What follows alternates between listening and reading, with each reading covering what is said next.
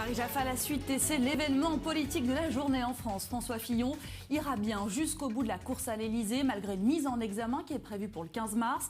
L'annonce qui est intervenue au terme d'une matinée aux allures dramatiques. Le film de la journée avec Ariane Ménage.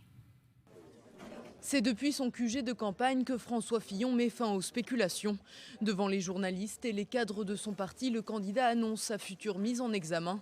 Le 15 mars, François Fillon est convoqué par les juges d'instruction, sa femme Pénélope également.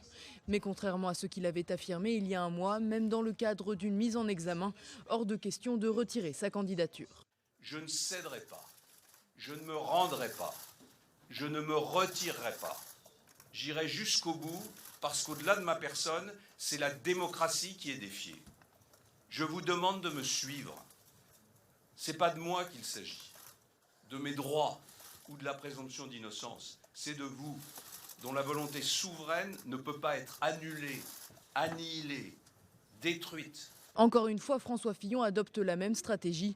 Il se pose comme victime de ses adversaires politiques et des médias et nie à nouveau toute implication dans une affaire d'emploi fictif. La journée avait commencé avec un premier rebondissement, alors que François Fillon était attendu au Salon de l'Agriculture où défilent depuis dimanche tous les candidats à l'élection. Son équipe de campagne annonce alors une annulation à la dernière minute, le temps d'expliquer que François Fillon participera à la présidentielle coûte que coûte.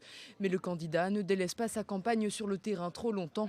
Il se rend finalement porte de Versailles dans l'après-midi, accueilli par une foule de journalistes. Sur place, pourtant, pas de commentaires de la part de François Fillon sur les affaires qui l'accablent. Il déroule ses propositions devant les agriculteurs. Je viens voir les agriculteurs pour leur présenter mon projet. Je veux qu'ils soient traités comme des entrepreneurs qui bénéficient des baisses de charges comme les entrepreneurs, qu'on supprime toutes les normes françaises qui ont été rajoutées par-dessus les normes européennes, qu'on leur donne la possibilité de gérer les aléas climatiques et économiques et enfin qu'on révise la politique agricole commune. Le salon de l'agriculture, passage obligé pour les candidats à l'élection, un exercice devenu risqué pour François Fillon.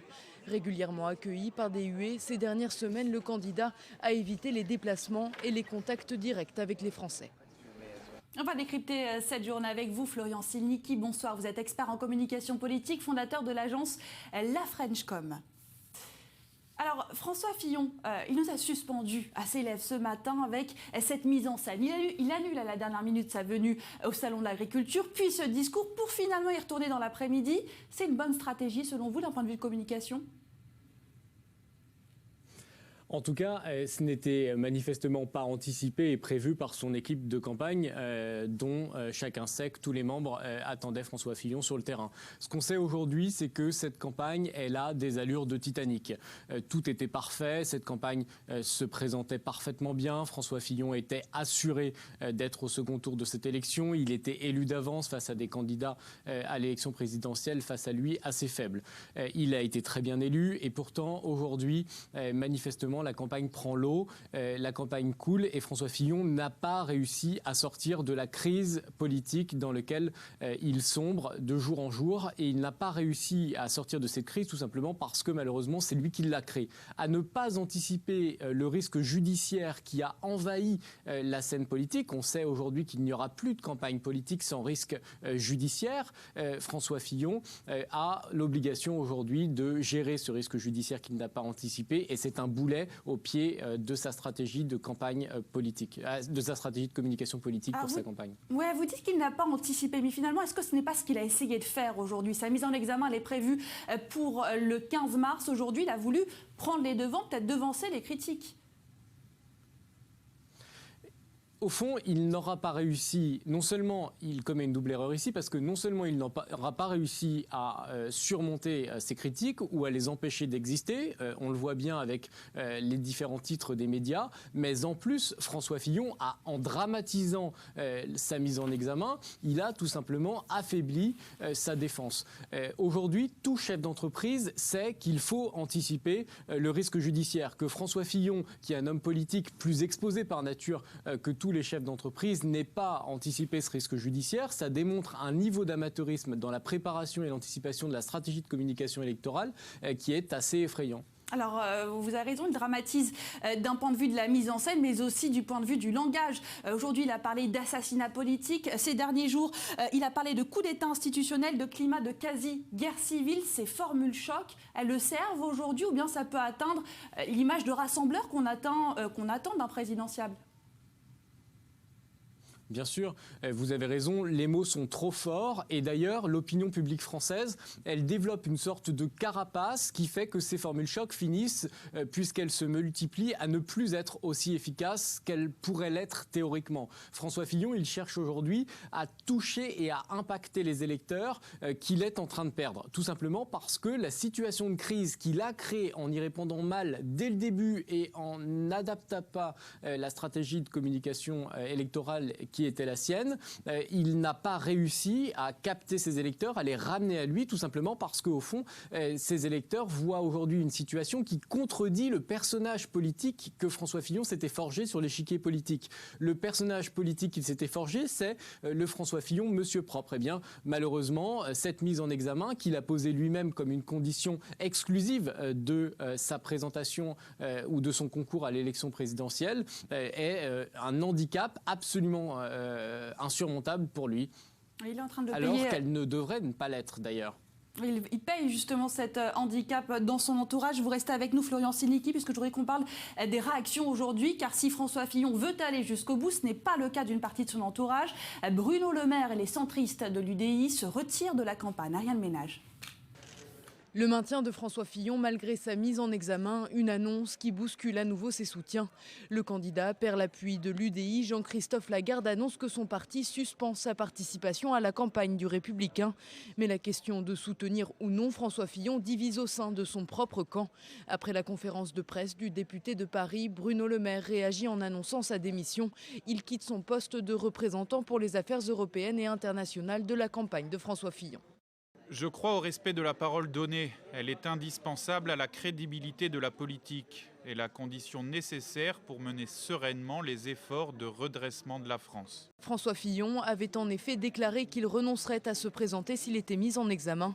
Un revirement qui provoque des réactions embarrassées chez les Républicains. Ce que nous on veut ou ce qu'on veut pas, c'est même plus la question. La question c'est, il décide de rester et de faire face. Et on peut pas lui demander de se retirer si lui ne veut pas se retirer. Il décide de rester et de faire face. Certains cadres du parti affichent tout de même leur soutien total aux candidats. Valérie Pécresse, Éric Woerth ou encore François Baroin se sont affichés à ses côtés pendant la conférence de presse. Les réactions ont également été rapides du côté des adversaires de François Fillon. Emmanuel Macron, en visite au Salon de l'Agriculture, demande à la justice de faire son travail et attaque le candidat Les Républicains. Les mots ont un sens et je pense que ça fait plusieurs fois cette semaine que M. Fillon choisit d'utiliser des grands mots. C'est plutôt le signe d'une perte de nerfs ou alors d'une perte de sens des réalités. Le candidat de la gauche Benoît Hamon, en déplacement en Bretagne, dénonce le discours victimaire de François Fillon. François Fillon emprunte au même registre que tous les politiques mis en examen qui disent qu'ils sont victimes d'un complot. Tout cela n'est pas sérieux. Finalement, réaction très mesurée du côté du Front National. Pas de déclaration de la part de Marine Le Pen, elle-même empêtrée dans une affaire d'emploi fictif. C'est le numéro 2 du parti, Florian Philippot, qui prend la parole et réagit. Il dénonce simplement l'incohérence dans les propos de François Fillon. Florian Silnicki, justement, je voudrais vous faire réagir. On vient de voir Marine Le Pen et c'est vrai que certains experts ont fait le parallèle entre la ligne de défense aujourd'hui de François Fillon qui parle de façon à peine voilée d'un complot en parlant d'un calendrier de la justice qui se calque à un calendrier politique. Est-ce que c'est pas étonnant de voir François Fillon reprendre des éléments de langage d'un parti qu'il dénonce ?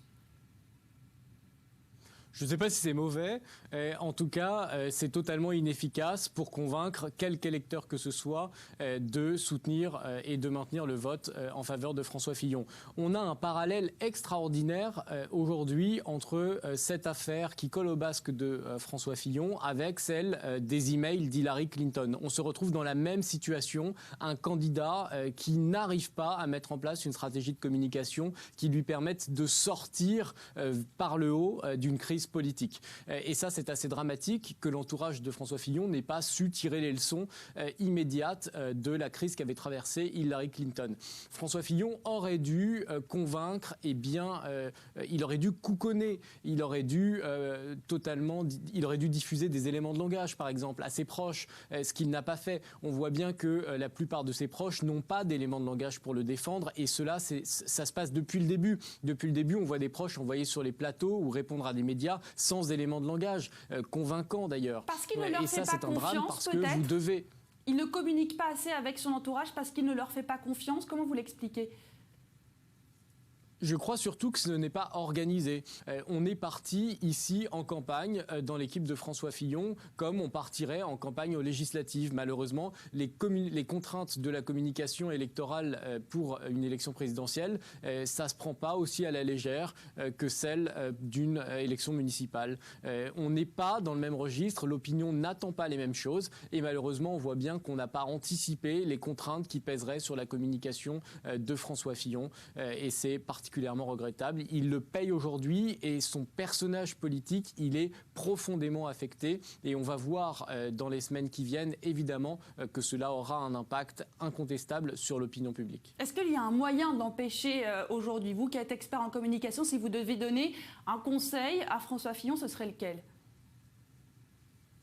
Ce serait de reprendre la main sur le tempo médiatique. Ce serait d'imposer ses thèmes, de faire des propositions maintenant, des propositions très fortes qui lui permettent de renouer un lien avec les Français et donc de reprendre la main, d'imposer ses thèmes dans le débat public, de faire parler de lui autrement que par ces échéances qui sont imposées par la justice. Aujourd'hui, on le sait, il n'y aura plus de campagne électorale sans que le risque judiciaire soit extrêmement présent et donc tous les candidats doivent pouvoir anticiper ce risque et préparer des thèmes qui leur permettent de reprendre la main dans le débat public. Merci beaucoup pour ce décryptage, Florent Silnicki, en direct de Paris. En avril 2015, il avait qualifié les chambres à gaz de détail de l'histoire de la Seconde Guerre mondiale. Jean-Marie Le Pen devra bel et bien payer pour ses propos qui lui avaient valu d'être exclu du Front National par sa fille Marine. Son amende de 30 000 € a été confirmée aujourd'hui en appel. Léa Valbert. Les chambres à gaz ne sont pas un détail de l'histoire de la Seconde Guerre mondiale, contrairement à ce qu'affirme Jean-Marie Le Pen depuis 1987. L'ancien leader du Front National est condamné en appel à 30 000 € d'amende pour ses propos. La Cour d'appel de Paris l'a une nouvelle fois reconnu coupable de contestation de crimes contre l'humanité. Il écope d'une peine complémentaire, la publication d'un communiqué judiciaire dans 3 journaux. Jean-Marie Le Pen avait déjà été condamné à 2 reprises au civil pour ces mêmes propos. Mais à 88 ans, le président d'honneur du Front National persiste et signe. Interrogé par le journaliste Jean-Jacques Bourdin le 2 avril 2015, Jean-Marie Le Pen affirmait que ses propos correspondaient toujours à sa pensée et d'ajouter « Je parle de choses précises, je n'ai pas parlé du nombre de morts, je parle d'un système, je dis que c'est un détail de l'histoire de la guerre ». Lors de l'audience devant la Cour d'appel le 15 décembre dernier, son avocat avait invoqué une dénaturation des propos de son client. L'avocate générale avait quant à elle relevé la persistance de Jean-Marie Le Pen, qui a d'ores et déjà annoncé son intention de former un pourvoi en cassation. Et puis c'est le premier procès d'une attaque terroriste. Il s'est ouvert aujourd'hui à huis clos. Un adolescent radicalisé jugé pour avoir tenté d'assassiner un enseignant juif dans les rues de Marseille en l'attaquant à la machette. Sur place, le reportage d'Olivier Lerner et de Romain Le Petit. Les livres de prière, tout comme les livres d'études en hébreu, ont tous cette particularité, une couverture épaisse. Et c'est à cette épaisseur que Benjamin Amselem doit d'être encore en vie. Le couteau de son assaillant s'est écrasé ici, stoppé net. Le 11 janvier 2016, Benjamin Amselem, enseignant dans une école juive à Marseille, est attaqué au couteau en pleine rue par un Turc d'origine kurde. Il aurait voulu le décapiter, planter un juif, comme il l'a dit, agissant au nom d'Allah, se réclamant de l'État islamique. 1 an après les faits, l'assaillant et la victime se retrouvent au palais de justice de Paris pour 2 jours de procès. C'est très dur de revivre la scène. C'était une matinée très éprouvante et très fatigante et très forte en émotion aussi parce que voilà, j'ai revécu tout, on revit tout le sujet quoi. Donc c'est très dur à vivre. Donc voilà, je sais pas, c'est dur de parler maintenant, ça veut dire. Toujours très marqué par cette tentative d'assassinat, Benjamin Amselem affronte le regard d'un homme qui, durant cette première journée d'audience, ne l'a pas regardé une seule fois. Dans quel état est M. Amselem ? Vous l'avez vu, il est très affecté. Très affecté, c'est la première fois qu'il croise le regard de son agresseur. Il n'y a jamais eu de confrontation pendant l'information judiciaire. Donc c'est la première fois qu'il le reconnaît, c'est la première fois qu'il recroise son regard. Les deux regards se sont croisés ? Pas une fois. Et pourtant, vous attendez ça, que l'agresseur puisse regarder M. Amselem dans les yeux ? Ce serait une forme de reconnaissance, d'excuse, de compassion ? Moi, je n'attends rien. M. Amselem attend beaucoup. Attend beaucoup. Sauf qu'aujourd'hui, les attentes n'ont pas été compensées. Procès hors norme au palais de justice de Paris. C'est bien la première fois que l'on juge en France une attaque à caractère djihadiste et c'est aussi la première fois qu'un tribunal pour enfants juge en matière criminelle terroriste. L'adolescent radicalisé avait 15 ans au moment des faits, il risque 20 ans de prison. On s'en souvient, l'affaire avait profondément secoué la communauté juive de France. Elle avait aussi ouvert un débat entre les responsables de la communauté sur le port de la kippa. Jonathan Serrero. L'agression de l'enseignant juif de Marseille du 11 janvier 2016 provoque un débat d'envergure nationale. Dès le lendemain, le président du consistoire israélite local, Zvi Amar, conseille à ses fidèles de ne plus porter provisoirement leur kippa. Il justifie ses propos par la gravité de la menace terroriste en France. D'après lui, elle ferait peser un danger sur l'ensemble de la communauté. Je conseille aux membres de la communauté juive de Marseille, localement, de ne pas porter la kippa dans la rue le temps que les choses s'apaisent, le temps que les choses se calment. Un propos qui lance le débat. L'ex-président du CRIF, Roger Kuckerman, dénonce une attitude défaitiste. Le président du consistoire israélite de France, Joël Mergui, lance lui une opération « Touche pas à ma kippa » pour alerter l'opinion publique sur la liberté de conscience religieuse.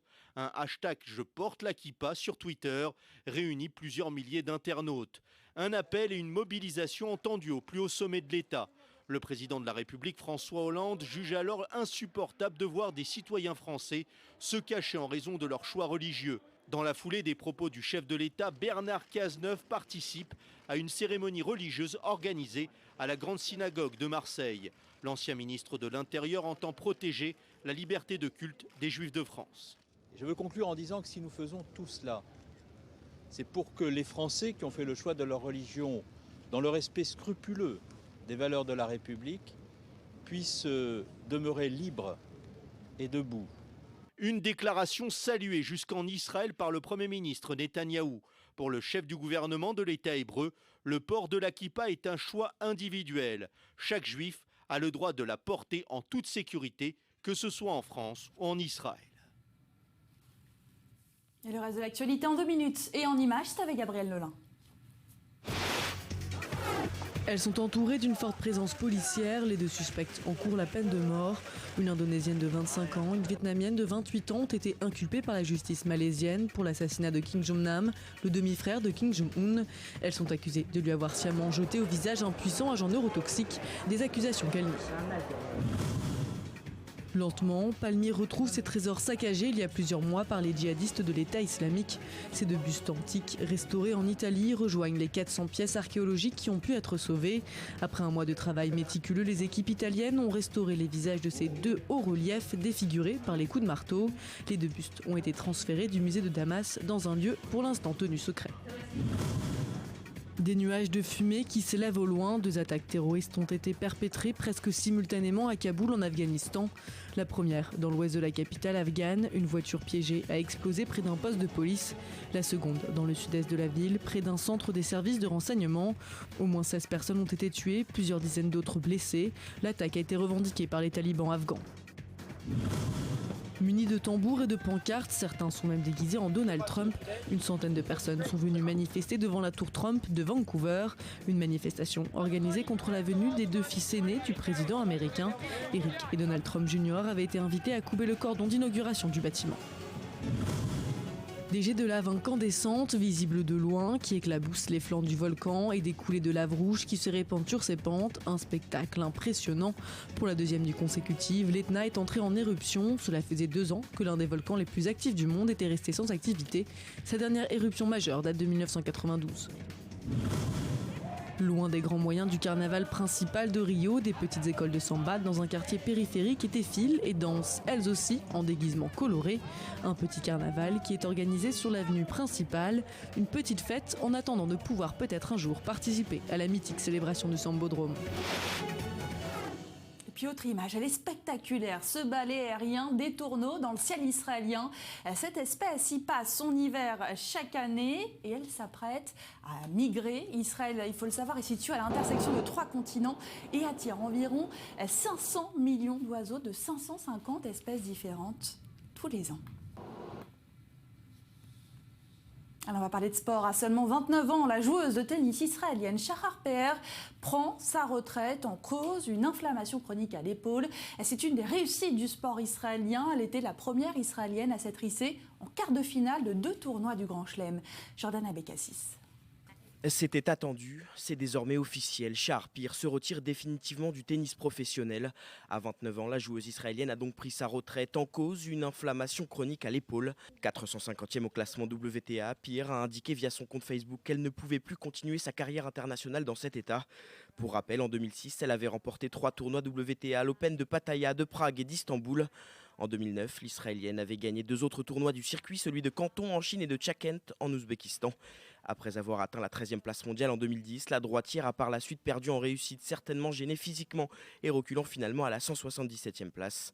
Si elle n'a pas encore communiqué officiellement concernant son futur, un poste à la Fédération israélienne de tennis n'est pas à exclure. Et puis toujours en Israël, cette avancée dans le droit du travail pour les femmes, le congé maternité va être rallongé. Dossier à suivre, c'est ce soir à 21h10 dans le Mag Écho de David Neyman. On va le retrouver dans un instant. En attendant, voici un extrait de ce sujet, les signés Laura Duhamel. Avec 3 enfants par femme en moyenne, Israël détient le taux de natalité le plus élevé de l'OCDE. Pourtant, en termes d'avantages accordés aux parents, l'État hébreu est encore dans le bas du classement. Un paradoxe dénoncé par Rachel Azaria, une députée de centre droit qui défend une loi sur la famille, débattue cette semaine en Conseil des ministres. Le taux de natalité en Israël est le plus élevé de l'OCDE et le pourcentage d'emploi des femmes est également parmi les plus élevés de l'OCDE. Pourtant, le marché du travail ne convient pas aux familles dont les 2 conjoints travaillent. Cette loi pour mesure phare, l'allongement du congé maternité. Actuellement de 14 semaines, soit 3 mois et demi, l'objectif est d'accorder aux mères une semaine supplémentaire dès le vote de la loi, puis encore une semaine lors de son réexamen. Au total, le congé maternité israélien passera à 16 semaines, une durée identique au congé maternité français. D'autres mesures sont actuellement débattues, comme le partage du congé maternité avec le père pour les étudiantes ou encore la possibilité pour les hommes de prendre part à ce congé avec un minimum d'1 semaine contre 3 actuellement. Cette loi s'inscrit dans un effort général du gouvernement israélien d'améliorer les conditions socio-économiques des ménages et de réduire les inégalités. Un effort porté par l'actuel ministre des Finances, Moshe Kahlon. Nous continuons à lutter pour l'amélioration des conditions de vie des parents et des citoyens qui travaillent en Israël. Pour la mise en place de cette nouvelle loi, Moshe Kahlon a débloqué près de 60 millions d'euros et a déjà fait voter d'autres réformes, comme l'augmentation des allocations pour les enfants et la mise en place d'un plan épargne pour chaque petit Israélien dès sa naissance. Voilà, c'est un sujet à retrouver dans son intégralité dans le Mag Écho qui est présenté par vous, David Neyman. Bonsoir, le rendez-vous est à 21h10. Quel est le programme ce soir ? Effectivement, alors oui, Daniel, ce soir on parle du programme notamment d'Emmanuel Macron, le favori forcément de la présidentielle française. Alors il vient de donner des indications très importantes sur son programme économique. Pas beaucoup d'éléments encore, mais en tout cas, et la publication sera pour demain officielle, on tentera de savoir en fait si ce mélange de libéralisme qu'il propose et de soutien aussi aux classes moyennes est pertinent dans le contexte actuel, comme on le sait, pour relancer l'économie française, une économie qui est mal en point avec une croissance très faible. Donc analyse et débat avec nos experts. Autre dossier ce soir, on l'a vu, donc des avancées sociales en Israël. On le sait, la croissance est très forte en Israël, 4% l'an dernier, à comparer avec la France, 1,1%. Et donc le gouvernement Netanyahou et notamment le ministre des Finances, Moshe Kahlon, entend redistribuer en fait les fruits de cette croissance au plus grand nombre. Et cette fois, ce sont donc les mères de famille qui vont en profiter avec l'allongement prévu du congé de maternité qui va passer de 14 à 15 semaines semaines, voire 16, ce qui va rapprocher en fait tout simplement Israël des standards occidentaux, des standards de l'OCDE. Et puis on évoquera aussi un fléau, les arnaques au Forex. On le sait, elles causent beaucoup de dégâts à l'image d'Israël, avec des dizaines de sociétés qui sont basées à Tel Aviv et qui ont provoqué la ruine d'épargnants souvent mal informés, mal conseillés. Donc le gouvernement, là encore, Netanyahou, qui va légiférer pour bloquer la vente des options binaires à l'étranger. Et c'est notre expert financier Lionel Friedfeld qui viendra nous en parler. Donc rendez-vous tout à l'heure à 21h10. Voilà, c'est tout un programme, c'est ce soir à 21h10 sur l'arnaque au Forex. C'est vrai que c'était un fléau, c'est une image en tout cas, dont Israël veut se débarrasser. Ça concerne beaucoup d'entreprises ? Alors oui, on parle d'une centaine de sociétés, puis surtout on parle de plusieurs millions de clients, d'épargnants qui ont été fauchés tout simplement. On parle de plusieurs milliards aussi d'euros qui ont été détournés. Donc c'est un marché absolument énorme, et on parle aussi de 5000 emplois qui seraient concernés directement, qui pourraient être détruits à cause de cette loi donc en Israël.